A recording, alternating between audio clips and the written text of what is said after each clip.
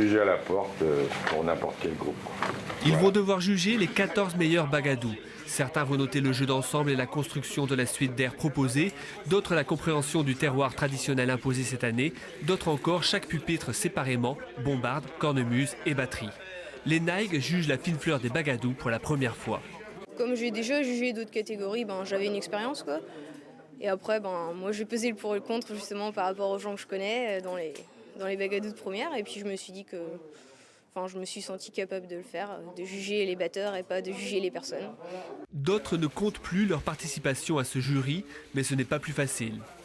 Tous les groupes jouent bien.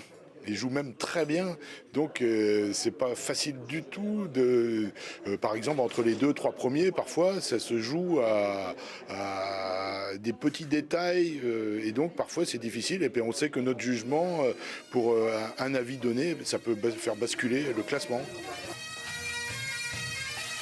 Sur une rangée au milieu de la salle, les 12 jugent.